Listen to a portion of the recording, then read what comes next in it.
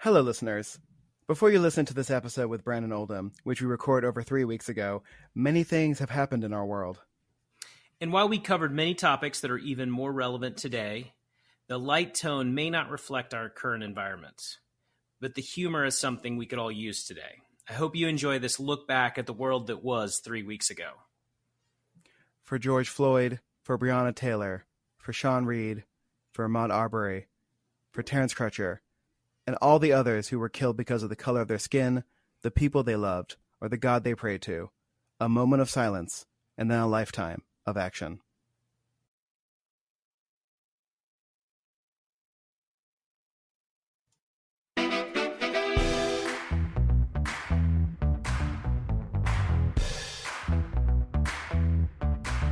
Welcome to another episode of Pod for Good, a podcast about the change agents working to make Tulsa a more vibrant and inclusive place. I'm your chief philanthropod, Jesse Ulrich. I'm your vice admiral philanthropod, Chris Miller. And today, our guest is Brandon Oldham, program officer on the Vibrant and Inclusive Tulsa team. We talked to Brandon about using rainbows and puppy dogs to make Tulsa a more vibrant and inclusive place. Sort of. We talk about basketball and how these lessons apply to community work. We also talk about how Brandon creates some normalcy in this crazy world by wearing shoes around the house again, including some sweet duck camo Air Max 90s. Enjoy.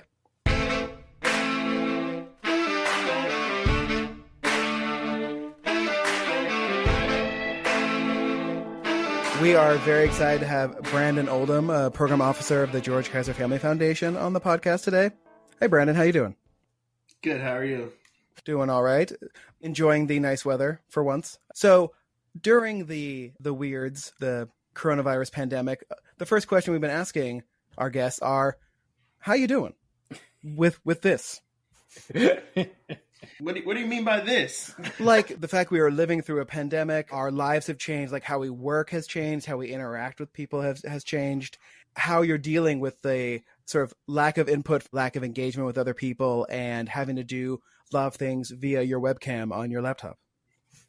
I'm a very social person, so I'll start out with that. So I'm a little. As are we. Yeah.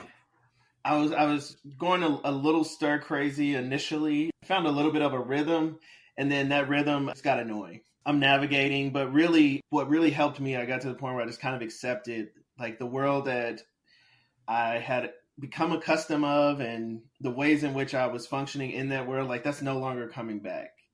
And so being okay with that and grounded in how am I building now?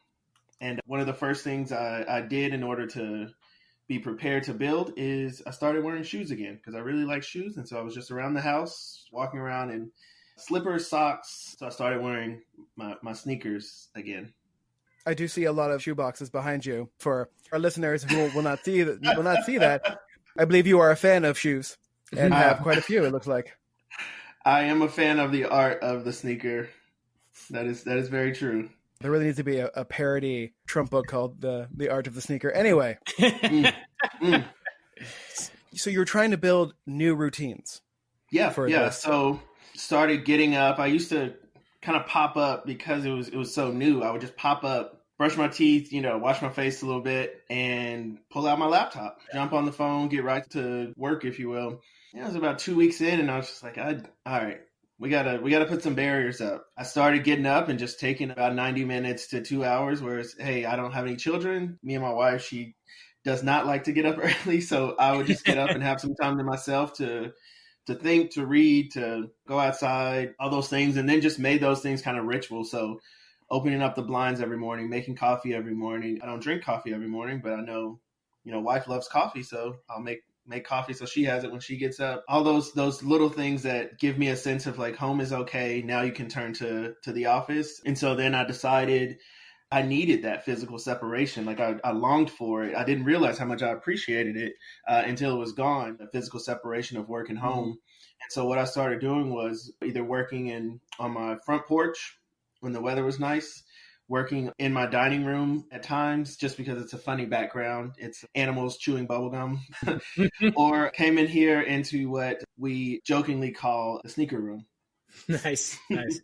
Yeah, I that can't see makes where you a- got the name from. Yeah, it makes a lot of sense. I mean, one of my big struggles have been that I actually find myself working a lot more than I was because, yeah, I mean, I get up and I can get right to work. I end up working longer because there isn't that physical separation. Right. And you don't have to worry about, well, you still have to worry about being late, but you're like, hey, I'm right here. I can just hop Right. off the phone, hop onto the computer, hop off the computer, hop onto another Zoom.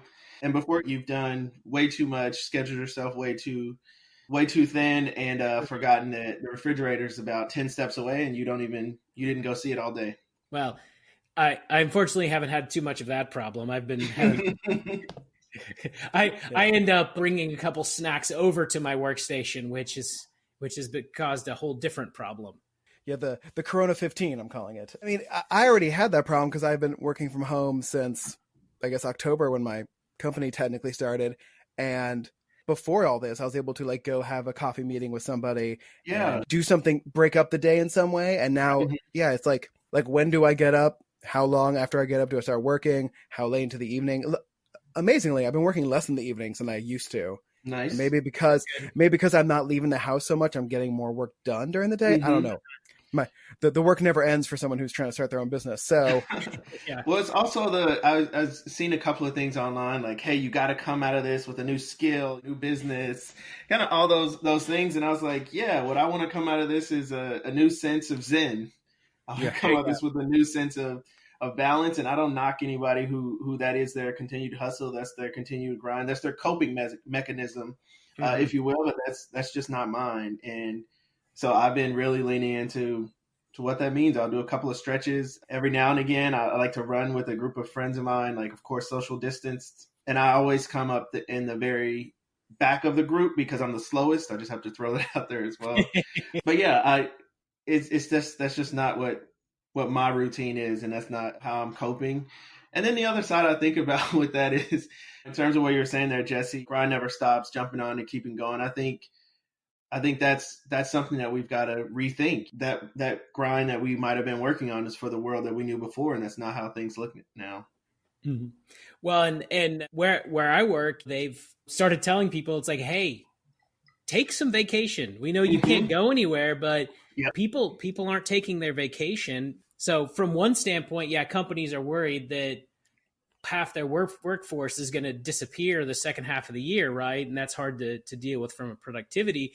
But the other side of it is they're very worried about people's, mental well-being, because a lot of people, if they're not going somewhere, they don't think about taking vacation. So telling people, hey, you need to have, even if it's just take an occasional 3-day weekend or take off a Wednesday, whatever it is, just get yourself separated from work sometime. I can't get any vacation. My boss is a real asshole. So you gotta look at him all the time in the mirror. I know, yeah. It's very unpleasant. I'd report to HR, but that person's also HR. So I want to get to the work that you do for GKFF, but I also before we get to that, I want to ask a very interesting question, because somebody thinks they're really important. An interesting question, huh? Yeah. Well, like I said, this question comes from the guy upstairs, so I'm legally required to say that. Because of all of the Zoom meetings and the remote work people have been doing, I'm wondering if when we are back to a quasi-normal where people are at offices, do you think the amount of meetings people will have will be less or more? I feel like these Zoom meetings have shown how unnecessary a lot of meetings are. Ooh. Or maybe doing them remotely instead of having to get everyone into a room. And so I want, as someone who I know has a lot of meetings, what do you think is going to happen when we're back to being able to see people in person? I think people will miss the interaction a lot. I think there will be more meetings than we probably were having before. I do think they might be a little more poignant. Like, we might just get to the point and say, like, let's make sure we got this thing ironed out. But there's definitely still some relationship building, some connecting that happens from being face to face. I agree. You can't, like, having a coffee meeting with someone is not as, it is more engaging and more personal than doing a Zoom or Skype or whatever we're calling it. Yeah. One of the things that I was kind of getting to, as you're saying, like, I used to have a lot of coffee meetings, and I'm not a big coffee drinker, as I was saying before. So sometimes I just get chocolate milk. I would get hot chocolate, some type of tea or something like that. But I started leaning into, like, there's some things that I want to get done that I'm not able to get to all the time. And I'd love to connect with people. Let's talk more about either things that we're working on or ironing out some details. But let's go get a manicure. Let's go get a pedicure. Hey, I need to go grocery shopping. Will you walk around Reese's with me as we work on this issue? Nice. Yeah, I miss going shopping with friends. Like, you did that in high school a lot, and then you just stopped as an adult. I know. Why is that? So you are a program officer on the Vibrant and Inclusive team of GKFF. Vibrant and Inclusive Tulsa team. Mm-hmm. Yes. For people who work in the nonprofit field or who are engaged with nonprofits, like they'll vaguely know what these terms mean. But describe for our listeners what the Vibrant and Inclusive Tulsa team does as part of GKFF's larger strategy. Yeah, it's really funny you say that. I was not well informed in the nonprofit community before working with GKFF. And so as we started to talk about titles and things like that, my initial title was Program Associate. And I was like, I don't even know what that means. So I went and I started Googling, and I asked a couple of friends who I knew worked in the nonprofit space. And they were encouraging, like, that's a great place to start. And so the Vibrant and Inclusive Tulsa team is a team that it's super creative. It's all around what it means to make Tulsa more vibrant and inclusive. You could say that's from a standpoint of the economics. So a lot of workforce and talent work, which is a lot of things that I work on. A lot of our arts and cultural scene here. So enhancing and supporting that work in those organizations. And the other side to that is how are we telling our story? And so that's another piece that we lean into. There's some really great conversations that happen in our meetings. And one of the tags we used to get, or that I would say people refer to us as, is like, you're the team of rainbows and bunnies. Like, it's all possibilities with you all. But on our social services safety net team, like, they're dealing with like some really hard issues and really working through them. Well, and I know you've had some programs where you've brought people to Tulsa to kind of introduce them to, like you said, tell the story, get it out there wider, and potentially find people who want to come to Tulsa and help make it more vibrant and inclusive. What types of specific programs do you have that you use to try to accomplish some of your goals? Well, I'd flip that on its head to start off with. A lot of time that's what I'll say media wants to talk about often is these programs that are, bringing people in, things like that. But we definitely do quite a bit of programming focused on building the talent pool that we have. My colleague Josh Miller is always in the space of workforce, whether that be, partnering with the city of Tulsa, Workforce Tulsa, Tulsa Community Work Advance.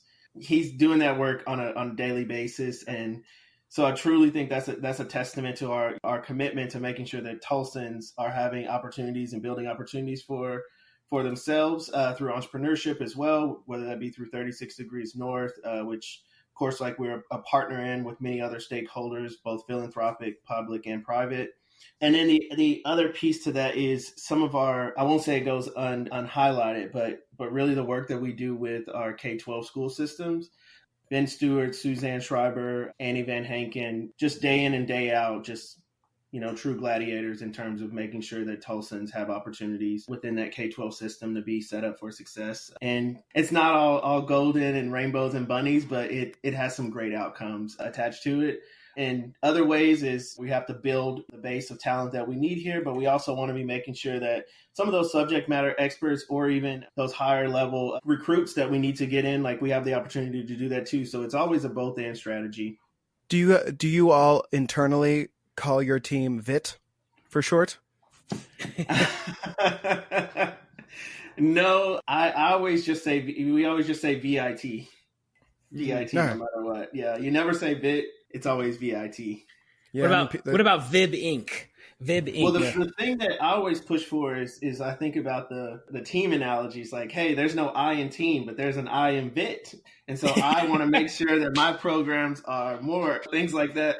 But then I think about the kind of going right there, thinking about the MJ analogies. Like, hey, there's no I in team. And he said, well, there's an I in win. Yeah. Listen, there's two I's in the word inclusive. So that's true. That's true. Yeah. There's a lot of I's in vibrant and inclusive. So. That's right. So you talked about that you're kind of the group that is sort of looking at the possible. So is part of it that you're not necessarily tied to this is a specific program that you manage? It is more, here's your goal, and it's about finding the way to reach that goal. It's truly I won't say the sky is the limit, but yeah, we're like the moonshot factory. Like there's a ton of things that get thrown out. There's a ton of things that get thought of and talked about. But most of those, after a couple of, I'd say 5 to 7 why questions, you realize they're not possible right now, or they're not possible at all. But the things that do come out, the things that we do really start to dive into and get into the public sphere, and as well as work with partners on, those are things that have been well researched. And I think that's something that we don't talk about often. And I'm hoping everyone makes that assumption and kind of understands that there's a ton of research that goes into making sure we're ready to do and execute on a project. And some of that happens very quickly. Some of that happens sometimes over the course of years, learning based on some other work or information that comes out of other programs. And some of that is things that we are working with local subject matter experts in. And by that, I mean community members who are living, breathing, and working on these issues or these areas like daily. So how do you continue to foster an environment where people are willing to throw out their craziest ideas, but also everyone's willing to kind of pick those apart to find the right ones to take forward? Yeah, that's a good point. Some of our best conversations are when people, like, we're just flat out saying, how could we approach this? Like, what's the best way to approach this? And it's not necessarily from a standpoint of what's possible. I grew up extremely grateful for any resources that we had come through our household, really learning the value of a dollar.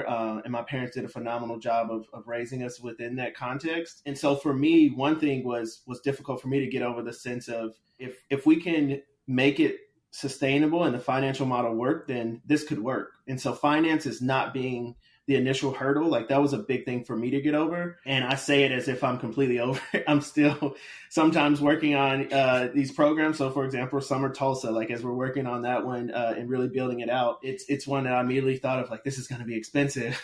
But then once you put it in a context, like the benefit for the community, the benefit for those who go through the program, and what the long-standing ripples could be of it, you're like, oh, okay, this is worth it.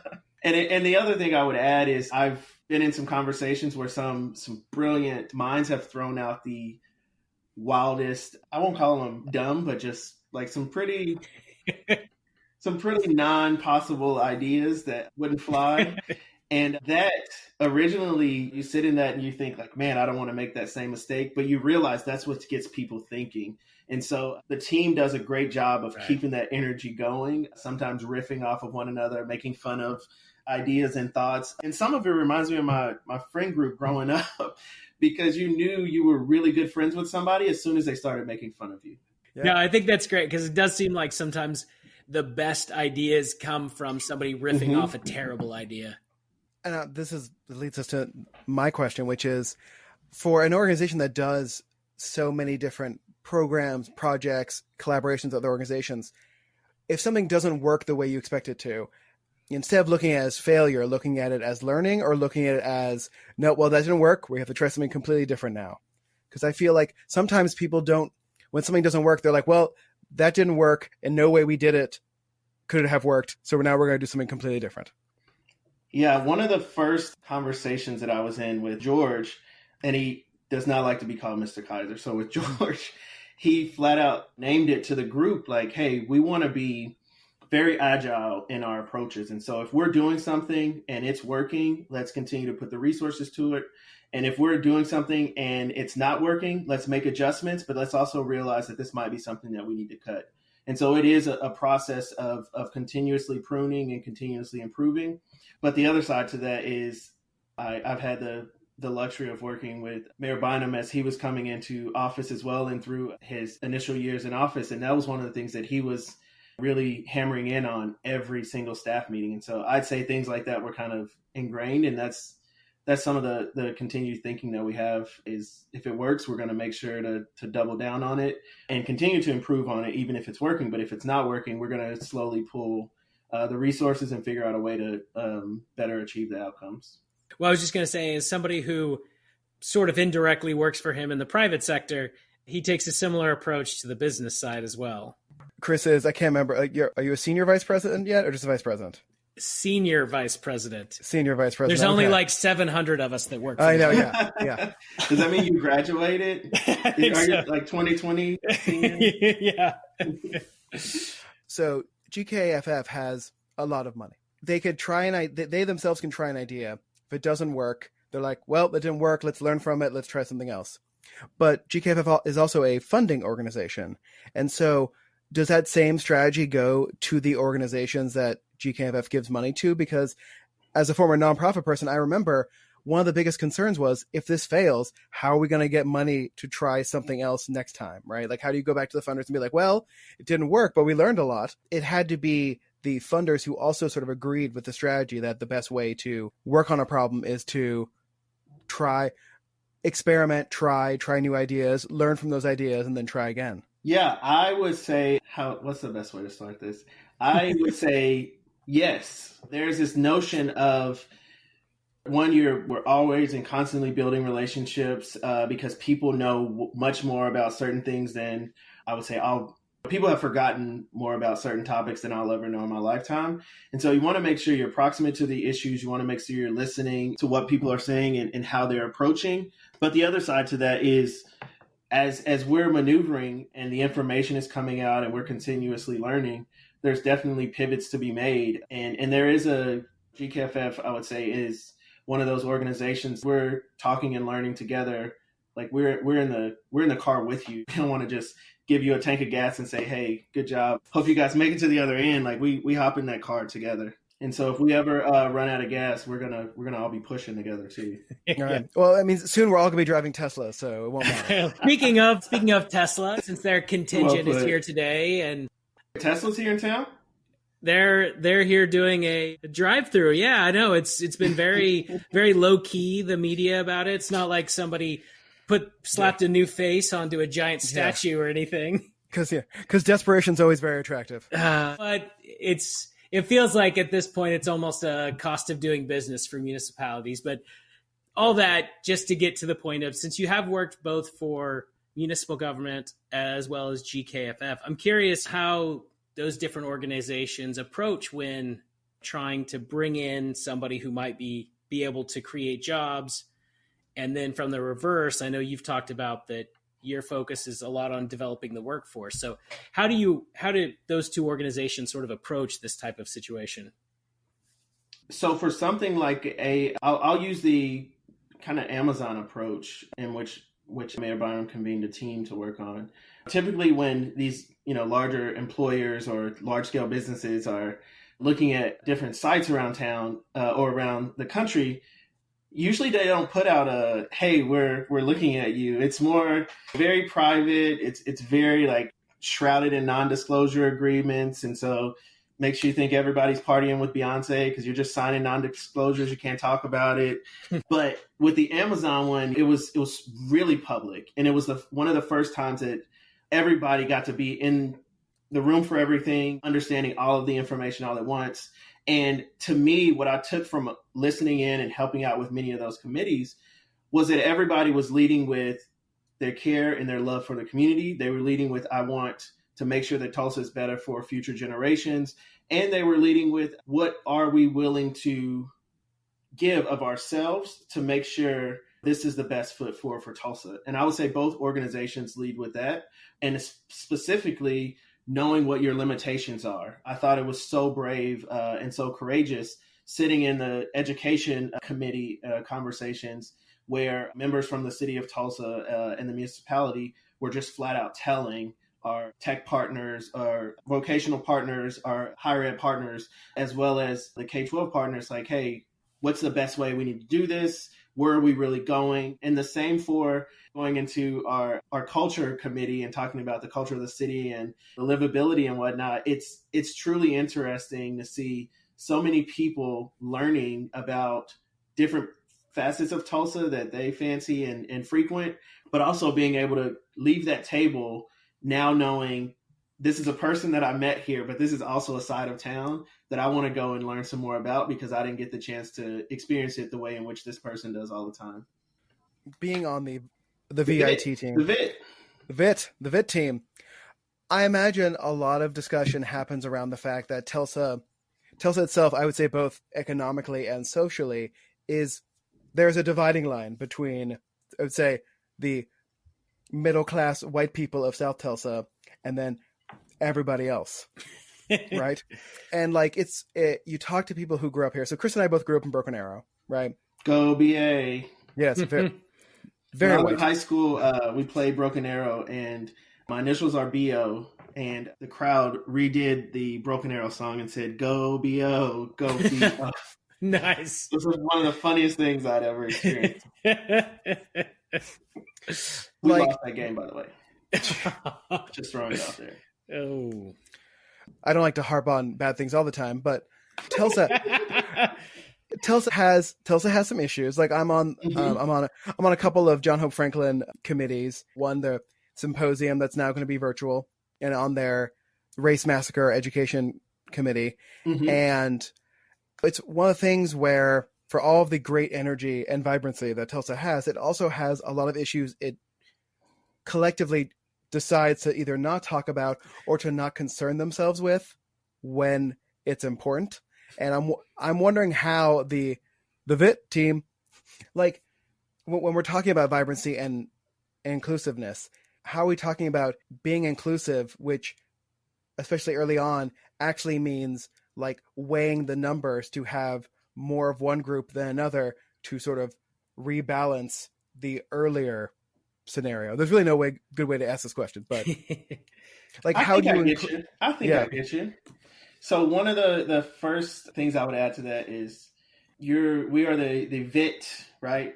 And so Vibrant Inclusive Tulsa team, and you sit down at the table and you have to ask yourself the question, Vibrant and Inclusive Tulsa, for whom or to whom? And I think as you start to go around the table, you take into account what perspectives are at the table. I try to leave, and I'm usually pretty successful at this, leave an empty chair in the room, just because there's always a perspective that's not at the table. And so it's a little symbolism that helps me out as we're having conversations. I would also flip to, we are the VIT. As an organization, GKFF is rooted in the mission of equal opportunity for small children or all children. You can't help but dissect that a little more, because to get to equal opportunity, it's not necessarily inclusivity that you're looking for. What you're looking for is equity.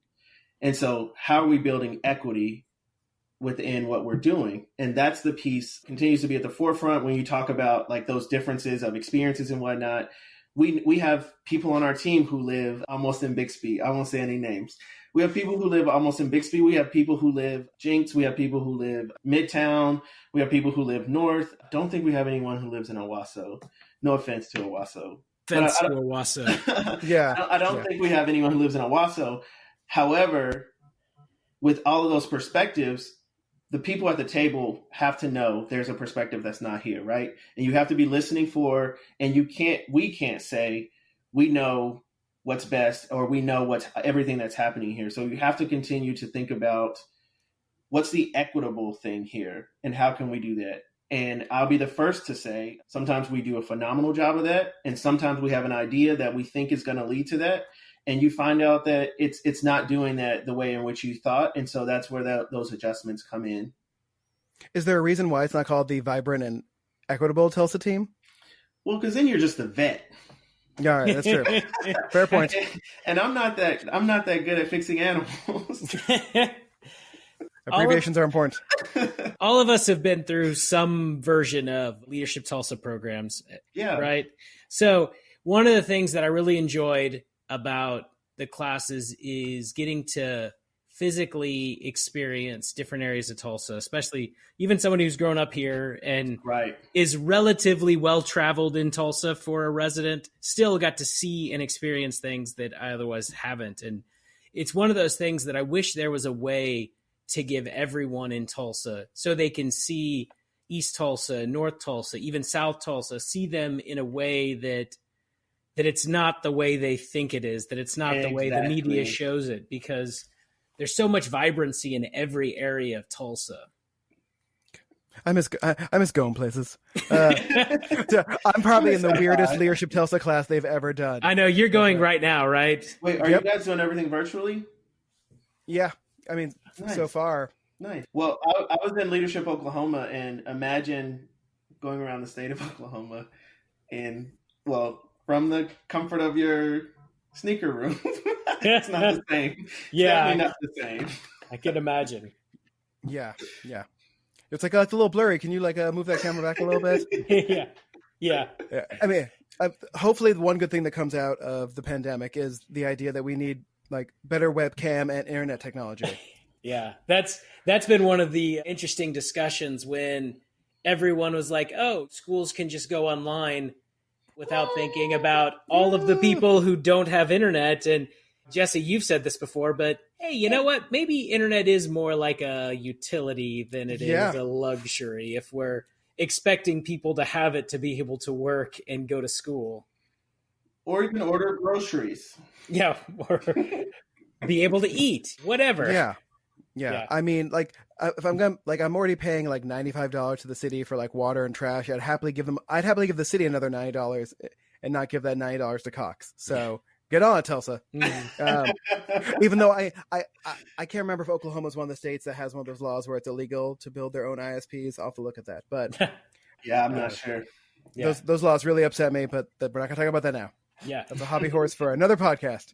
Now I have an actual interesting question, not like Jesse's from earlier, but so how dare you? Jesse likes to talk about all of the specifically basketball sports figures that he hates. So who are some of the basketball sports figures that you hate? I'm curious to see if any of them intersect with Jesse's.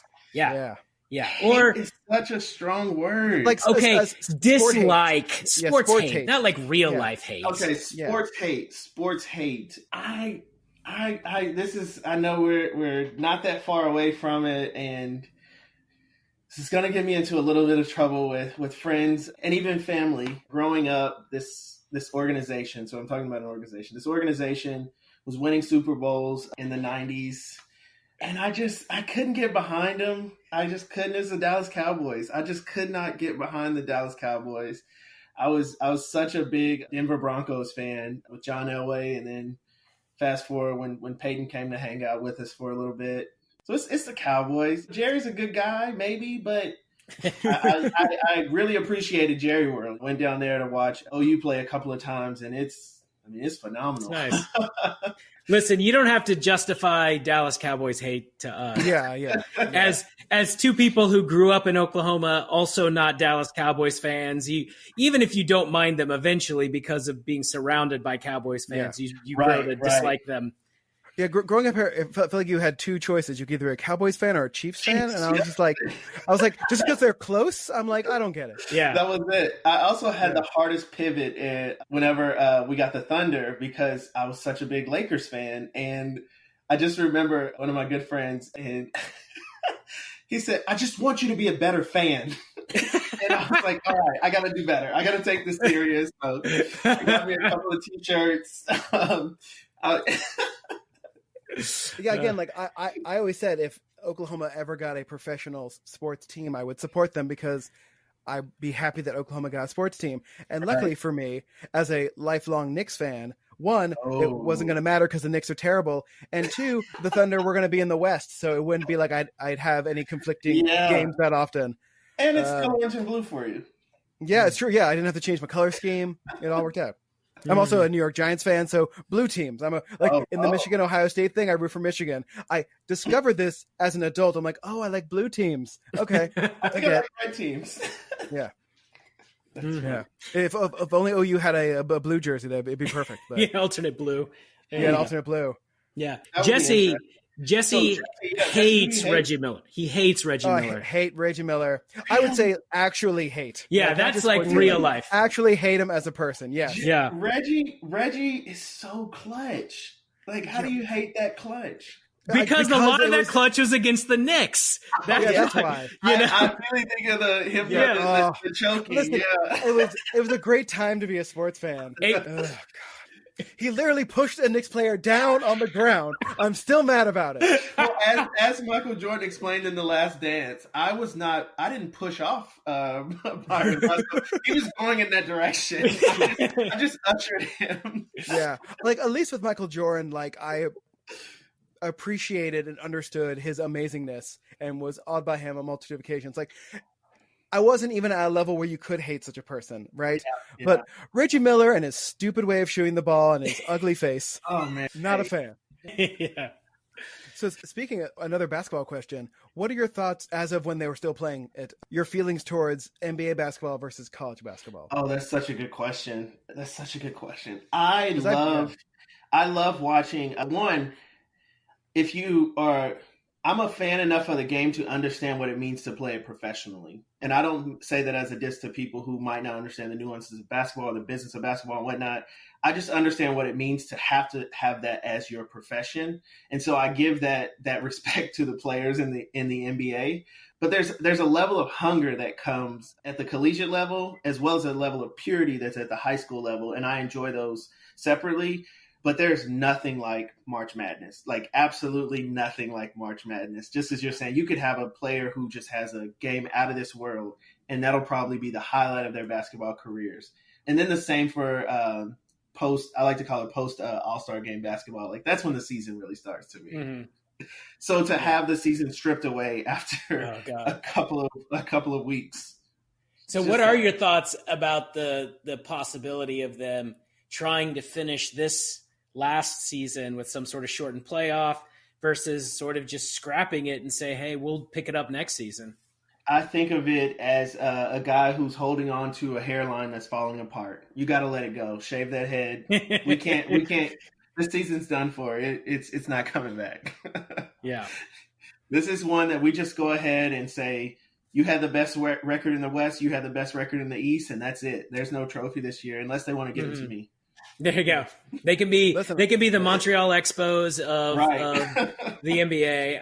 I just really feel bad for the college basketball and even high school basketball, the ones that were trying to do something special and they're done now. There's no coming back. There was, in terms of the NBA, I really wanted to see Headband Caruso with the Lakers. He was just he was dunking on people out of nowhere. And Ja Morant, he was my go-to guy, my go-to rookie this season.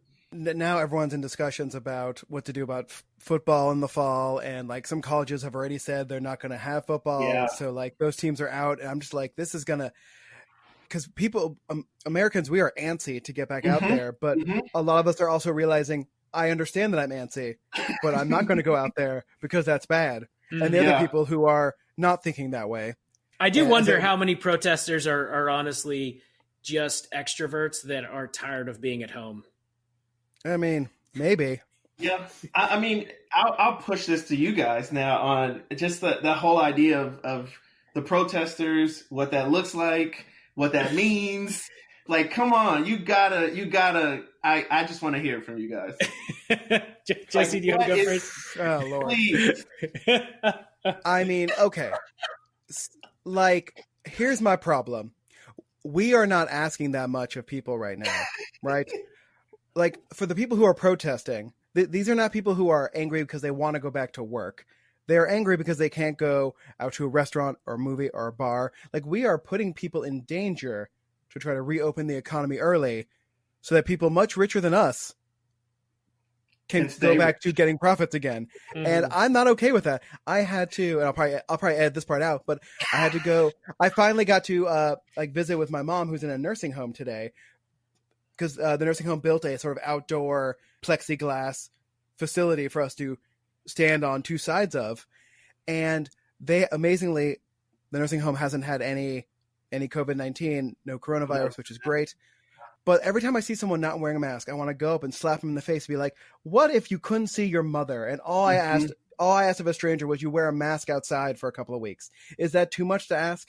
Like, and this really goes to leadership. Like, imagine, I don't know, if we had, let's say, I don't know, President Barack Obama during this time, And he said, Great I guy. know this is, and yeah, good guy. Also loved basketball, which is how he's a good person. I know this is hard. I know I'm asking a lot of people, but like collectively, if we do this and we wear masks, this will go away faster. Like, let's do this together. I feel like while there still be these protests, because those people are going to protest no matter what, it would be less, and I feel like we would feel less anxiety about them. Like the anxiety switch happened from the anxiety about the coronavirus to anxiety about getting the coronavirus because we're opening up too quickly. Just to be frank about it, you see the difference between how a group of armed white people storming at a government building and police, how they're treated versus literally anyone else. You Black, imagine. Hispanic, Muslim, I don't care what. Anyone else does that same thing, that does not end the same way. So I want anyone who says that white privilege doesn't exist, I just want to send that picture to them. Yes. Like, are you sure? Are you sure? Like inside the House, like the Michigan House of Representatives meeting room, right? People in the second level with guns. Like that is not something that other minorities in this country could do. Yeah. They wouldn't even get that far. It's just, it drives me. I was in an Ace Hardware earlier today, and all the employees had masks. There were plexiglass at the checkouts, and I'm going to just generally describe the people who are walking in and out of they were coming usually from a truck. They were most definitely white, a lot of mustaches I saw, not a single mask. And I was like, literally, at this point, I don't mind being rude. And what do you have against mustaches? What do you got against mustaches? I mean, come on. Mustaches are ridiculous. They never should have been a thing. They're terrible.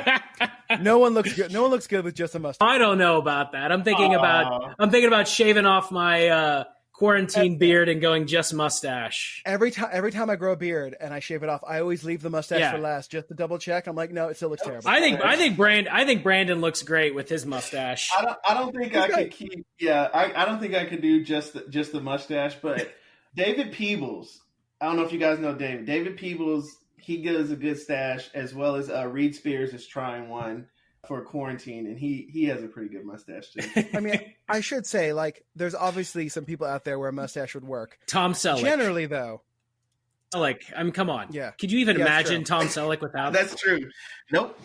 I don't even think his lip is there. Like if you cut the mustache. Yeah. Well, like Brandon, like your picture on the GKFF website, like it's like you've gone reversed quarantine beard because you have a much fuller beard in that picture now. Didn't one of the Van Gundys have like a nice mustache situation? Yeah, I think Stan. Was it Stan? Yes. Yeah. Yes. God, I love Van Gundys. I love them both. I mean he kind of looked like in there. Kind of looked like Ron Jeremy, but he was a fun coach. Listen, I will always respect Jeff Van Gundy for jumping in that Miami Heat Knicks fight and biting a guy in the leg. I'm like, yeah, bite that leg. You really don't see that. He definitely thought that was a drumstick. You don't really see that in the NBA today, do you? Nope. God, yeah, man, the mid-late 90s NBA basketball was, I mean, it's probably horrific to watch now, but at the time it was delightful. You don't have a lot of Charles Oakleys and Alonzo Mournings these days. Slamming people down. Ron Artests, Or Rodman. Like, There's no player like Rodman. No.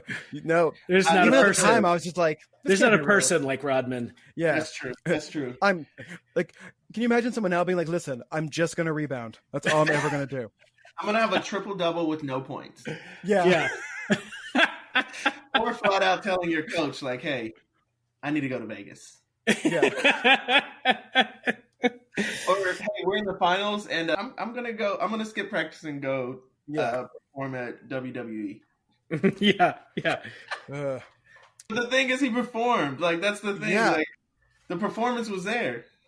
It's cliche, but I think all of us had some of the. I'm trying to remember what the shirts were, but do you remember the sports shirts that just had like some kind of stupid cliche on it? Like the one I'm thinking of that I had was.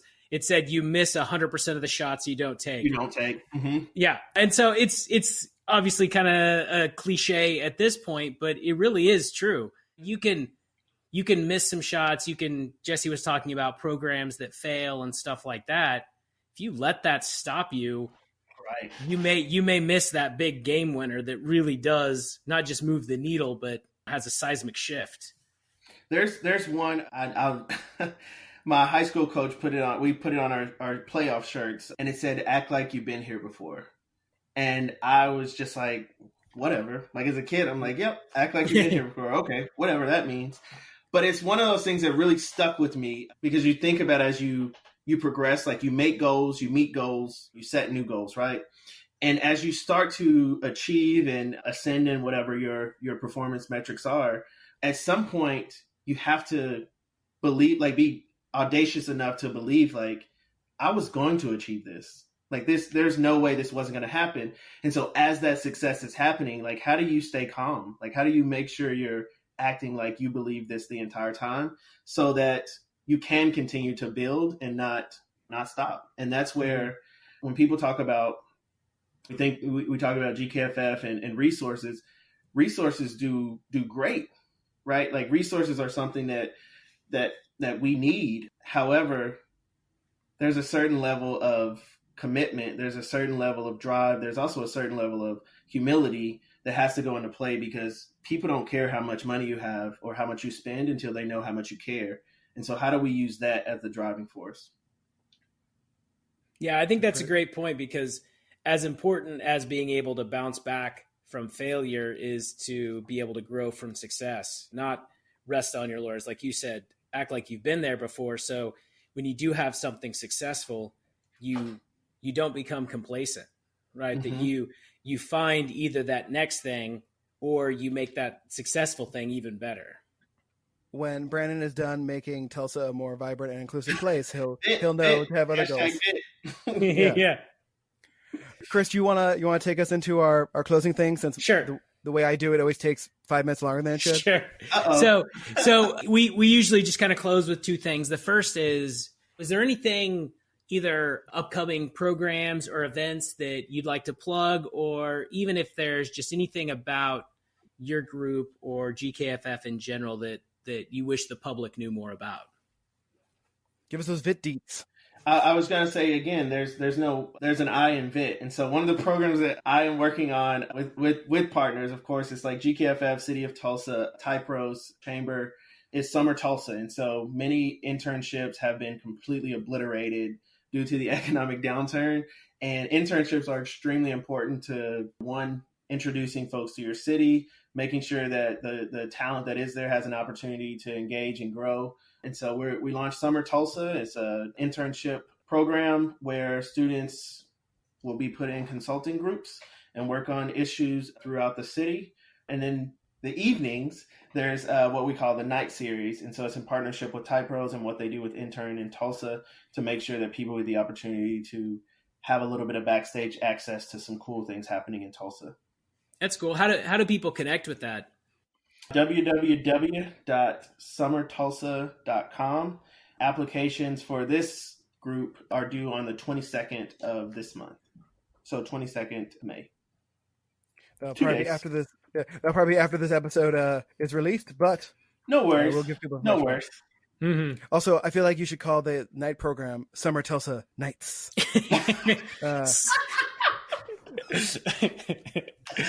I like that. Oh, where does he come up with this stuff? He honestly, his brain literally never stops. And on the plus side, he has no filter. So that's true. If he thinks it comes out. It's not always gold, but it's always coming out. Yeah, listen. You miss 100% of the shots you don't take. There it is. That's right. Bring it back. There was one that I a couple of tournaments ago when the Drake song was popular, Harley Home, but always repping. I thought that was pretty cool. Yeah. Listen, you learn at a very young age, if you're wanting to be the center of attention, you want to make jokes. Some of those jokes are not going to land, but it can't stop you. Bad attention is still attention, right, Jesse? That's right. Yep. 100%. The other thing we usually close with is when we're doing this in person at Jesse's studio. You can see over the video he's got all kinds of crazy stuff on the walls. The hat there. Yeah. Oh, yeah.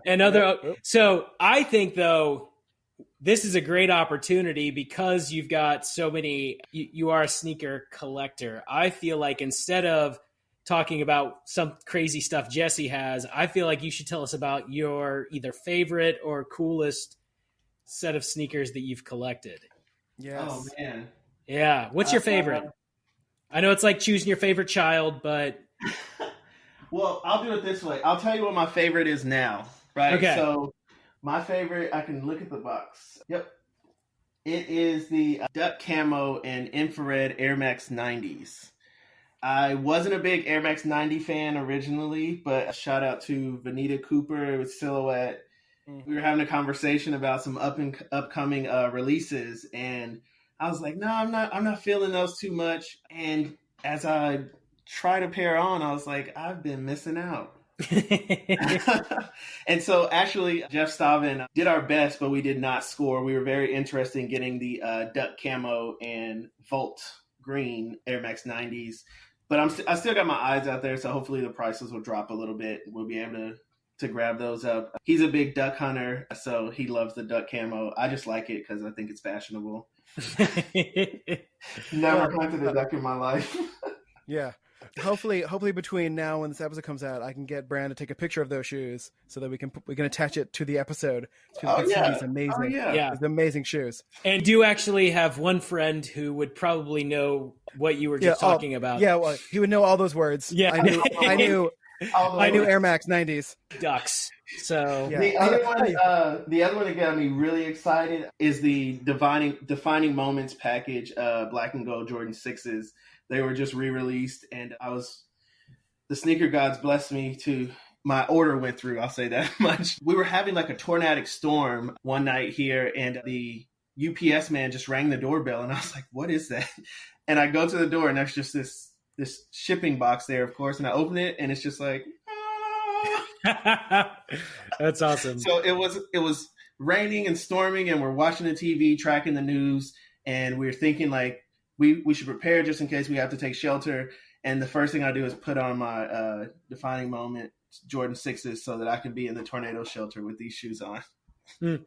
So one final question about the shoes. I always have to ask, because like it feels like one of those things that you collect and actually use, right? It's not the type of collector that you just put on a shelf somewhere to look at. I mean, these are shoes you're actually wearing.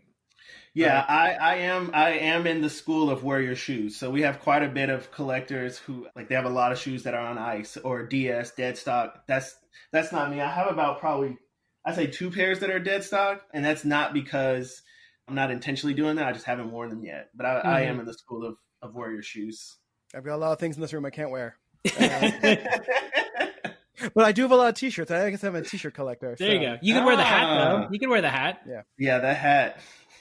I need to get a hat on one of my lamps. Oh wow! I didn't know it had the eyes on the other side. It was from a steampunk party we did at one point for my wife's birthday. So now the hat lives here. Yeah, Brandon, thank you so much for taking. Thank you. This is fun. This was really fun. Thank you guys. Yeah, and I know from like our past history that even though we talked a lot of basketball, people are still going to listen because they enjoy hearing us talk basketball for some reason. So. It's a big contingent of the Pod for Good listenership who loves basketball. Mm-hmm. And also, Jesse's very humble in his assumption that everyone just keeps listening to him. That's true. Well, listen, I'll be honest. When I tell people about this podcast, I'm like, all you have to do is download it. You don't have to listen. Download's all that matters. So, that's all you have to do. Yeah. Normally he doesn't tell the guests that because the guests actually want people to listen to it. That's true. So funny. For this episode, I'll be like, no, this one you listen to. You listen to all of it. Yeah. So, well, again, Brandon, thank you so much. This was fun. Yeah.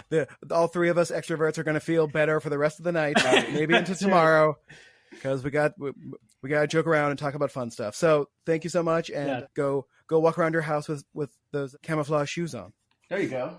And no one will see. And no one will see your feet. No one ever sees the feet. That's right. The craziest part. How can I get my feet in Zoom meetings? You guys have a good night. Good. You too. Thank you. Thank you all for listening. To find out more about the amazing programs Brandon mentioned, you can check our show notes. And please Subscribe to our podcast anywhere podcasts can be found. And if you really want to help, you can leave us a review on Apple Podcasts. And if you do, maybe we'll read it on air. And as always, Tulsa, during these troubled times, wash your hands and get it done.